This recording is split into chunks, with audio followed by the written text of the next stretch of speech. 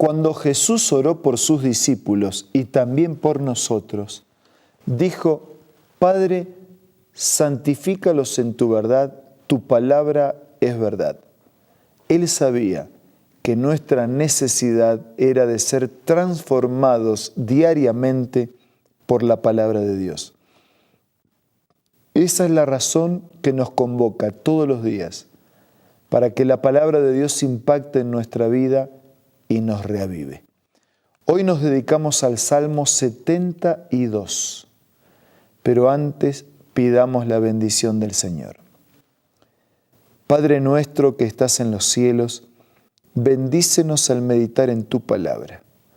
Lo hacemos con necesidad y también con gratitud. En el nombre de Jesús.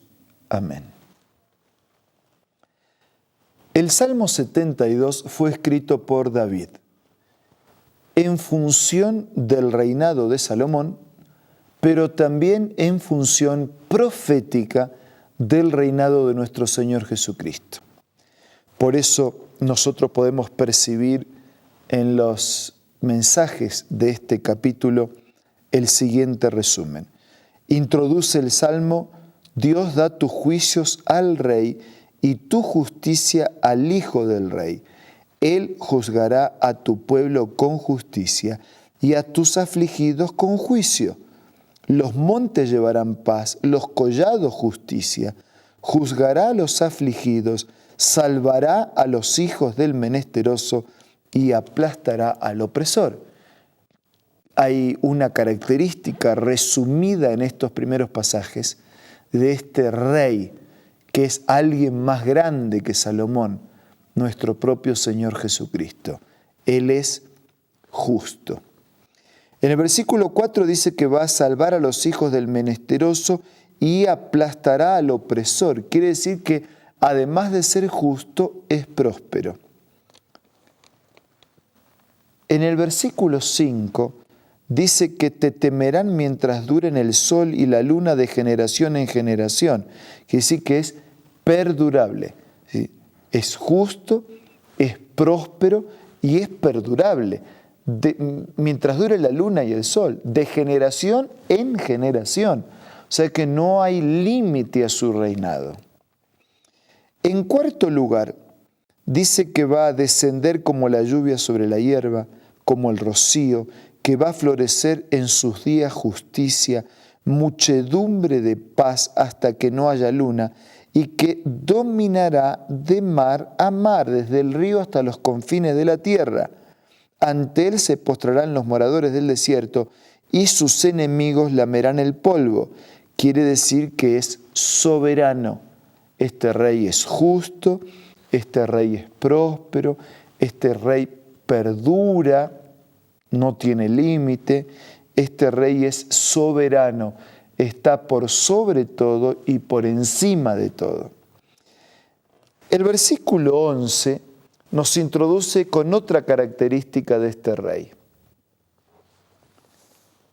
Leemos en el versículo 11 lo siguiente: todos los reyes se postrarán delante de él, todas las naciones le servirán, porque él librará al menesteroso que clamare, al afligido que no tenga quien lo socorra.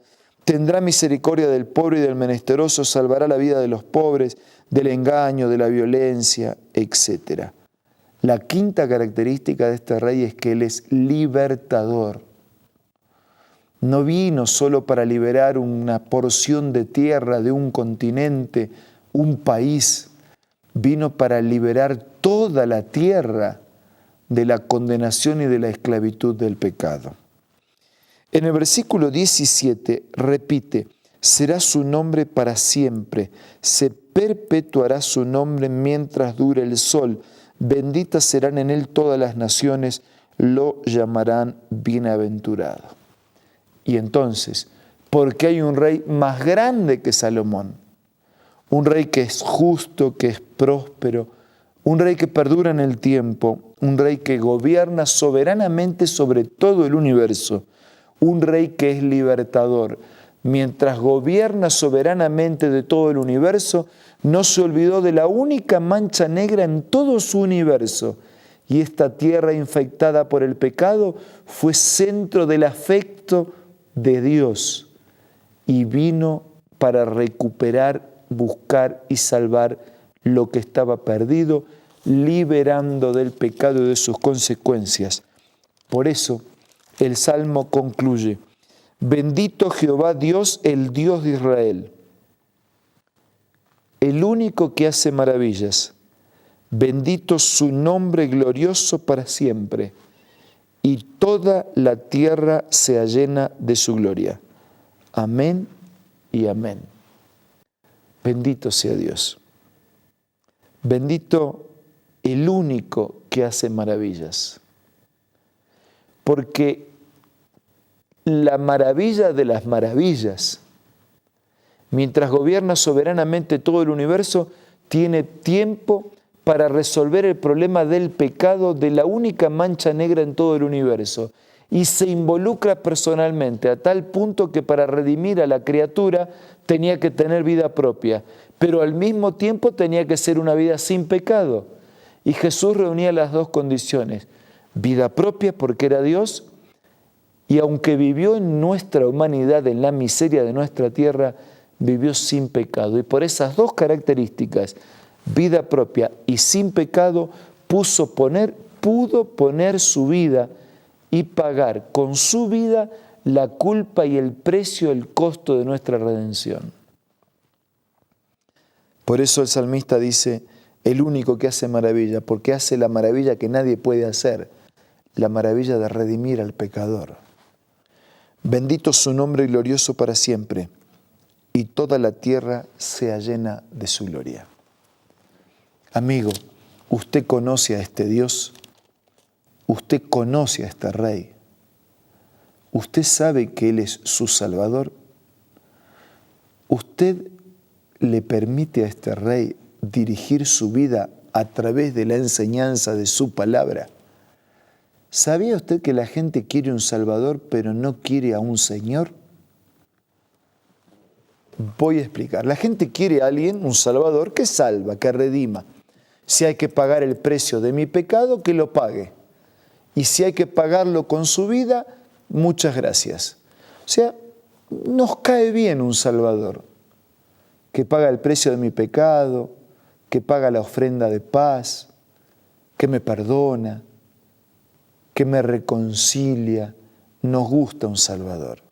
Lo que no nos gusta es un Señor, porque el Señor es el que manda, el que gobierna, el que dirige, el que encamina tu vida, el que muestra a través de su palabra por dónde caminar. Entonces yo pregunto, ¿usted acepta al Salvador que perdona sus pecados, pero acepta también al Señor que quiere dirigir su vida y que puede dirigirla mejor de lo que nosotros solos la dirigimos?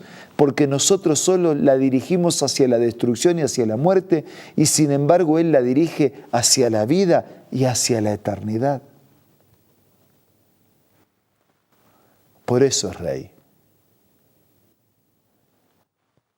Es Rey de todo el universo.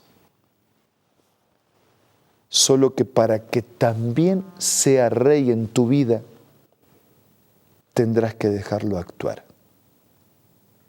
¿Estás dispuesto? Si estás dispuesto, dile ahora en oración que estás dejándolo actuar en tu vida como Rey.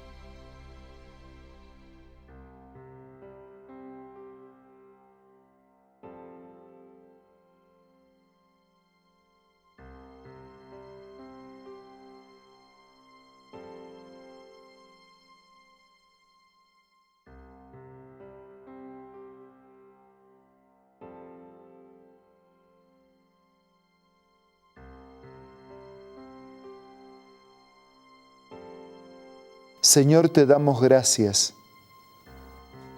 porque Jesús es el Rey del universo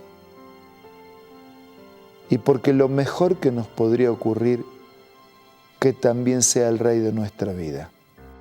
Solo que para que Él entre en el dominio de nuestro corazón, tenemos que dejarle espacio y voluntariamente aceptar tu reinado en nuestra vida.